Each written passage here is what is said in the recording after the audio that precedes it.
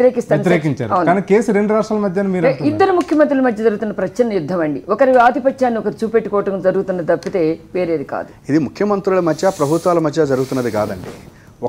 ఒక పార్టీకి సంబంధించినటువంటి వాళ్ళు ఒక ఇండివిజువల్గా ఉన్న అంటే సపరేట్ ఇదిగా ఉన్నటువంటి ఒక ఆయన్ని ఓటుకి డబ్బులు ఇచ్చి కొనడానికి చేశారు.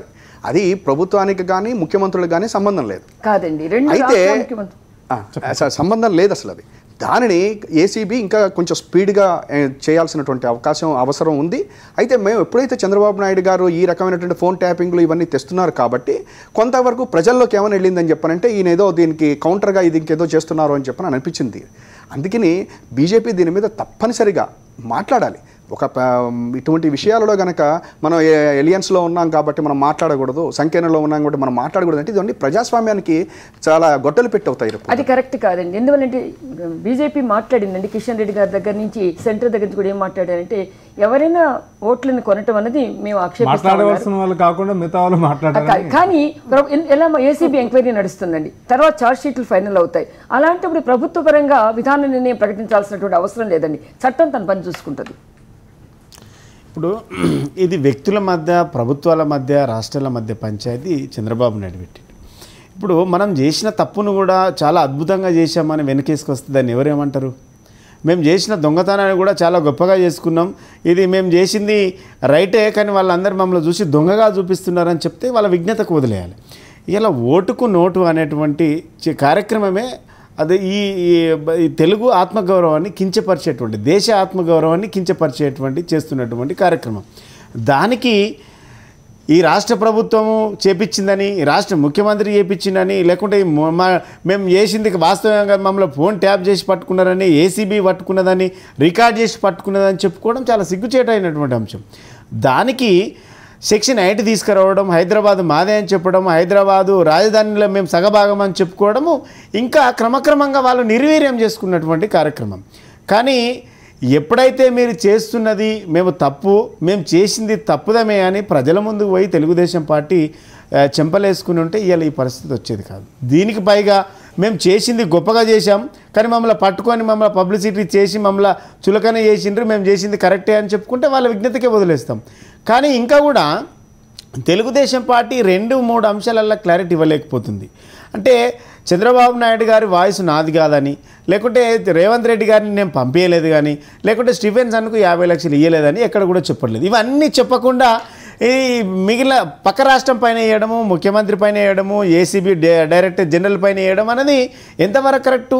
అంటే ఆ పార్టీకి ఒక క్లారిటీ రావాలి. అంటే చంద్రబాబు నాయుడు గారు చెప్తున్నటువంటి నీతివంతమైన రాజకీయాలు చేస్తాం, మేము అగ్నిలాగా ఉంటాము, నిప్పులాగా ఉంటామని చెప్తున్నటువంటి రాజకీయ నాయకులు అవన్నిటినీ ఉండాలంటే ఆ కోణంలో మాటలు రావాలి, ఆ కోణంలో వివరణ రావాలి, ఆ కోణంలో ప్రజలకు వివరణ ఇవ్వాలి.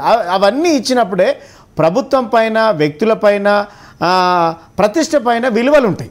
విలువలతో కూడినటువంటి రాజకీయ నాయకులు విలువలతో కూడినటువంటి రాజకీయాలు చేయాలంటే ఇవన్నిటికీ ప్రశ్నలకు సమాధానాలు ఇవ్వాలి. కల్పన గారు,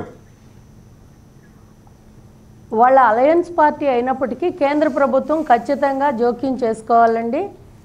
ఈ కేసుని తప్పుదారి పట్టించడానికి, ఈ కేసు నుంచి తప్పించుకోవటానికి చంద్రబాబు గారు చేస్తున్న ప్రయత్నాలు అవన్నీ ఇదేదో 2 రాష్ట్రాల మధ్య తగాదా అని, అదేవిధంగా తెలుగు ప్రజల్ని అవమానపరిచే విధంగా చేశారని, ఆయన కేసులో దొరికిపోయి ఆ తప్పేదో అందరికీ రుద్దుతూ ఆంధ్ర ప్రజల్ని అవమానపరిచే విధంగా తెలంగాణ ప్రభుత్వం చేస్తుందని, ఇలాంటివన్నీ కూడా తీసుకొచ్చి ప్రజల్ని రెచ్చగొట్టి ఆయన ఏదో ఈ కేసు నుంచి తప్పించుకోవాలనే ప్రయత్నం తప్పించి ఇంకొకటి లేదండి. ఆయన ఏ రోజు కూడా శ్రీనివాస్ గారు చెప్పినట్టు ఇది నాది కాదు వాయిస్ అని ఒక్క మాట కూడా చెప్పిన దాఖలాలు లేవండి. అసలు దాని మీద ఆయన ఎందుకు స్పందించట్లేదో ఎవరికీ అర్థం అవటల్లా. ఆయన దాని మీద స్పందించాలి కదా. ఇప్పుడు అసలు ఫోన్లో రికార్డ్ అయిన వాయిస్ నాది కాదు అన్న మాట ఇంతవరకు ఎక్కడన్నా మీరు విన్నారా? ఎప్పుడూ చెప్పలా. అంతేకా ఫోన్ ట్యాపింగ్ అని, లేకపోతే సెక్షన్ 8 అని, ఇలాంటివన్నీ తీసుకొచ్చి ఈ కేసుని తప్పుదారి పట్టించడానికి, నీరుగార్చడానికి ప్రయత్నాలు చేస్తూ ఉన్నారు. అంతేకాకుండా మీరు ఒకటి గమనించి ఉంటారు, ఈ కేసు అయిన దగ్గర నుంచి ఆయన హైదరాబాద్లో ఉండటానికి ఇష్టపట్టల్లా. ఎప్పుడు చూసినా ఆంధ్ర రాష్ట్రంలోనే, ఏపీలోనే ఉండాలని, మరి దాని తర్వాతే ఆయన చాలాసార్లు అనౌన్స్ చేశారు, వారానికి నేను 3 రోజులు 4 రోజులు 5 రోజుల వరకు నేను ఇక్కడే విజయవాడలో రాష్ట్రంలోనే ఉంటాను అని చెప్పి. మరి ఆయన నిన్న మొన్నటి వరకు హైదరాబాద్లోనే మేము ఉండి చేస్తామని పరిపాలన చేస్తామని చెప్పిన వ్యక్తి ఈ కేసు ఎప్పుడైతే బయటపడిందో అప్పటి నుంచి ఆయన ఇలాంటి ప్రయత్నాలు చేస్తూ ఉన్నారు. హైదరాబాద్ మీడియాతో కల్పన గారు ఈ సందర్భంగా ఒకటి గుర్తు చేసుకోవాలి. ఓటుకు కోట్ల కేసు వెలుగులోకి వచ్చిన తర్వాత కలాం గారికి సంతాపంగా నిన్న హైదరాబాద్ మీడియాతో మాట్లాడారు తప్ప ఇంతకు వరకు అంటే మే నుంచి ఈ జూలై నెలాఖరు వరకు కూడా ఒక్కసారి కూడా హైదరాబాద్ మీడియాతో చంద్రబాబు నాయుడు మాట్లాడలేదు. ఎస్, కరెక్ట్ అండి. అది హైదరాబాద్లో మీడియాతో మాట్లాడటం కానీ, హైదరాబాద్లో కార్యక్రమాలు కానీ, హైదరాబాద్లో ఉండటం అనేది కానీ లేదు. ఆయనకి ఇంకొక భయం కూడా ఉంది, అక్కడ ఉంటే అరెస్ట్ చేస్తారేమో అనే భయం కూడా ఆయనకు ఉన్నట్టుగా అనిపిస్తూ ఉంది ఆయన చేస్తున్న ప్రయత్నాలు చూస్తూ ఉంటాయి.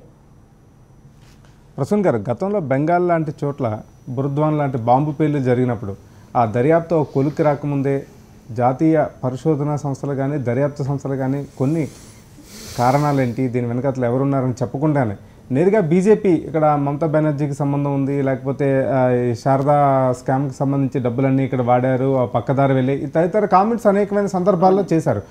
అది రాజకీయాల కోసం కావచ్చు, లేకపోతే అది వాస్తవం కూడా కావచ్చు, ఏదైనా కావచ్చు. కానీ ఇంత కీలకమైన కేసులు నోరు మెదపట్లేదు అనేది ప్రశ్న. దాని గురించి అనుమానించాల్సినటువంటి అవసరం లేదండి. ఎక్కడ కూడా చంద్రబాబు నాయుడు గారిని సపోర్ట్ చేసుకుంటూ కానివ్వండి, ఆయనని రక్షించుకోవాలన్న ప్రయత్నంలో కానీ ఎప్పుడు బీజేపీ లేదండి. బీజేపీ వాస్తవాల మీద ఆధారపడి మాత్రం బీజేపీ సపోర్ట్ చేస్తుందని ఎవరు అనట్లేదు, కాకపోతే మాట్లాడాల్సిన రీతిలో మాట్లాడాలి. మాట్లాడవలసిన సమయం కూడా రాదు. గవర్నర్ లాంటి వ్యక్తి మీద కూడా అంత తీవ్ర స్థాయిలో విరుచిపడుతున్నప్పుడు కూడా ఎందుకు ఓపెన్ గా బయటకు రాలేదన్నది. ఓపెనింగ్ ఎందుకు బయటకు రాలేదండి? కిషన్ రెడ్డి గారు మాట్లాడారు, దత్తాత్రేయ గారు మాట్లాడారు, ఢిల్లీ నుంచి కూడా కీలక అమిత్ షా గురించి అందరూ మాట్లాడారండి. శ్రీనివాస్ గారు, ప్రసన్న గారు ఏం మాట్లాడారండి? కిషన్ రెడ్డి గారు కానీ మంత్రి గారు కానీ మేము ఓట్లను కొనుక్కోవడానికి విరుద్ధం అని చెప్పి, రెండోది ప్రజాస్వామ్య విలువలని నైతిక విలువలని మేము గౌరవిస్తామని చెప్పి, తర్వాత చంద్రబాబు గారు మాకు చంద్రబాబు నాయుడు గారు చెప్పింది తప్పని కానీ, కరెక్టే, చంద్రబాబు నాయుడు గారు చెప్పింది తప్పని కానీ, చంద్రబాబు నాయుడు గారు ఇలాంటివి ఎంకరేజ్ చేయటం తప్పని కానీ ఒక్క మాట చెప్పారా? బీజేపీ నాయకులు సంబంధించిన విషయం కాదండి, చేసిన వ్యక్తులు మా పార్టీ వ్యక్తులు కూడా కాదు. ప్రజాస్వామ్యం అండి, మీ పార్టీది కాకపోతే మీరు స్పందించరా? మేము ఎందుకు స్పందించడం లేదు? ఎక్కడైనా కూడా ఓట్లను కొనుక్కోవడం విరుద్ధం స్పందించాలి. కొత్త ప్రజాస్వామ్య ప్రభుత్వం స్పందించాలి. తీవ్రంగానే స్పందిస్తున్నామండి, కానీ నిజానిజాలు తెలుసుకోకుండా దాని గురించి మాట్లాడాలి. ఎక్కడ స్పందించిన దాఖలాలు లేవు. కేవలం ఒక స్టేట్మెంట్ ఇచ్చి మేము ఇతర పార్టీ నాయకులు ఎవరైతే ఉన్నారో అభియోగాలు ఎదుర్కొంటున్నారో వాళ్ళని కూడా ఎప్పుడు మేము కామెంట్ చేయలేదండి. మేము చట్టాన్ని గౌరవిస్తున్నాం, న్యాయస్థానాలను గౌరవిస్తున్నాం. ఏ రాష్ట్రాల పరిపాలన విధానాన్ని ఆధారాలు ఉన్నాయండి, పక్కా ఆధారాలు ఉన్నాయి. చాలా మంది మీద పక్కా ఆధారాలు ఉన్నాయి, ఎవరు మాట్లాడలేదు. చూసారు, చూసిన తర్వాత కూడా మీరు అట్లా మాట్లాడటం అనేది ఇది ఫెడరల్ వ్యవస్థ అండి. రాజ్యాంగంలో మేము కేంద్రంలో ఉన్నంత మాత్రాన ఇతర రాష్ట్రాల హక్కులు హరించే విధంగా మాట్లాడవలసినటువంటి అవసరం భారతీయ జనతా పార్టీకి లేదండి. మేము ఫెడరల్ వ్యవస్థను గౌరవిస్తాం, ఆ రాష్ట్రాలు వారి కార్యక్రమాలను వాళ్ళు చూసుకుంటాయండి. అంటే తప్పు చేసిన వాళ్ళని వదిలిపెట్టడం అనేది హక్కుల్ని పరిరక్షించడం. అసలు మేము మాట్లాడిన అర్థాన్ని అన్వయించుకోవచ్చండి. చెప్పండి కల్పన గారు, మీరు చెప్పండి. ఇప్పుడు ఆయన తప్పు చేస్తూ దొరికిపోయాడు రేవంత్ రెడ్డి గారు. రేవంత్ రెడ్డి గారు క్లియర్గా చెప్పారు, మా బాస్ పంపించాడు నన్ను, మా బాసే చెప్పారు, మా బాబు గారు చెప్పారని. అంత పక్కాగా దొరికిపోయిన తర్వాత మేము ప్రజా హక్కుల్ని లేదంటే రాజ్యాంగ హక్కుల్ని పరిరక్షించడం అంటే ఏంటండి? రక్షిస్తూ ఒక పక్కన స్టీఫెన్సన్ ఫోన్లో మాట్లాడింది బాబు గారే అని చెప్పి స్టీఫెన్సన్ చెప్తున్నారు కదా. మీ ఆలోచన క్రమం బట్టి మీరు ఆలోచించుకోండి, మీ ప్రాధాన్యతని నిర్ధారించుకోండి అన్న. చంద్రబాబు గారిని మేము సపోర్ట్ చేయడం లేదండి, కానీ ఆ సంభాషణ ఆధారంగా చేసుకొని అతనే కీలక దోషి అంటానికి కూడా వీలు లేదు. దాని గురించి మనం ఆలోచించుకోవాల్సింది రేవంత్ రెడ్డి ఇచ్చే స్టేట్మెంట్స్ మీద, సెబాస్టియన్ ఇచ్చే స్టేట్మెంట్ మీద ఆధారపడాలి. అది న్యాయస్థానం చూసుకుంటుంది. వాస్తవంగా ఒక సాక్షి ఎవరైనా సరే తను కంప్లైంట్ చేసి ఒక సెక్షన్ కింద లేకపోతే 164 కింద ఒక రకమైన స్టేట్మెంట్ ఇస్తే దానికి న్యాయస్థానాల పరంగా ఎంతటి ప్రాధాన్యత ఉంటుంది, ఎంత వాల్యూ ఉంటుంది? ఇప్పుడు ఇక్కడ ఫస్ట్ ఆఫ్ ఆల్ మేడం గారు చెప్తున్నట్టు, ప్రసన్న గారు చెప్తున్నట్టు, ఇప్పుడు ఆయన ఏమంటారంటే ఆయన బాస్ అన్నది ఏదో తేరలేదు, లేకపోతే ఏమన్నా ఆయన ఫోన్లో మాట్లాడింది ఏమిటి అనేది. అసలు అక్కడ డైరెక్ట్గా ఆయన చెప్పారు, నేను ఆల్రెడీ వాట్ ఎవర్ వాళ్ళు ఏం చెప్పారో దాన్ని నేను ఇంప్లిమెంట్ చేస్తాను అన్నట్టుగానే ఆయన చెప్పారు. వాళ్ళ తన అనుమతి తీసుకున్నట్టుగానే కూడా అనిపించింది. యాక్చువల్గా నిజంగా ఆ ఫోన్ సంభాషణ కనుక లేకపోయినట్టుంటే బహుశా తెలుగుదేశం పార్టీ వేరే రకంగా డెసిషన్ తీసుకునేదేమో రేవంత్ రెడ్డి గారి మీద. అది ఉండబట్టే రేవంత్ రెడ్డి గారిని సస్పెండ్ చేయలేదు. ఇవాళ రేవంత్ రెడ్డి గారిని సస్పెండ్ చేసేసేవాళ్ళు. ఆ ఒక్క దానికోసం వాళ్ళు ఆగి ఉంటారని మేము అనుకుంటున్నారు ప్రజలు కూడా. ఎందుకంటే అది కనుక లేకపోతే చంద్రబాబు గారి మీద ఏమీ లేదు. చంద్రబాబు గారి మీద కనుక లేకపోతే అదంతా రేవంత్ రెడ్డి గారు ఒక్కరే చేశారనుకుని ఇమీడియట్గా రేవంత్ రెడ్డి గారిని సస్పెండ్ కూడా చేశారు. ఇక్కడ ఇంకోటి ఏంటంటే ప్రసన్న గారు అన్నట్టు ఇది 2 రాష్ట్రాల మధ్య లేకపోతే మన యొక్క రైట్స్ మీద ఇంటర్ఫిరెన్స్ కాదు. అది కాదు. ఇప్పుడు ఇవాళ ఇక్కడ ఓటుకు నోటు కేసులో ఒక పార్టీ రాజకీయాల్లో మనం ఏ రకంగా పోతా ఉన్నాం, రాజకీయ విలువల్ని ఏ రకంగా తుంగలో తొక్కేసాం. ఒక రకంగా చెప్పాలంటే ఎలక్షన్స్ టైంలో కాంగ్రెస్ పార్టీలో ఉన్నటువంటి చాలామందిని మళ్ళీ తెలుగుదేశం పార్టీలోకి చేసుకుని పోటీ చేయించారు. తర్వాతన ఆ ఎన్నికలు అయిపోగానే కొంతమంది ఎంపీలని వాళ్ళ పార్టీలోకి తీసుకోవడం జరిగింది. ఆ తర్వాత కొంతమంది ఎమ్మెల్సీలను మొత్తం తీసుకోవడం జరిగింది. కాంగ్రెస్ పార్టీకి సంబంధించిన వాళ్ళు కూడా ఎమ్మెల్సీలను తీసుకోవడం జరిగింది. ఇవన్నీ మనం చేస్తా ఎదుటి వాళ్ళకి ఒక్కళ్ళకి మాత్రమే మనం నీతులు చెప్తాము అనేటువంటిది జరుగుతూ వస్తుంది. అయితే దాని వరకు కూడా ప్రజలు ఉన్నారు. కానీ ఈ ఓటుకు నేటి కేసులో శ్రీనివాస్ గారు ముగించాలి, ఈ ఇష్యూ మీద ముగించాలి.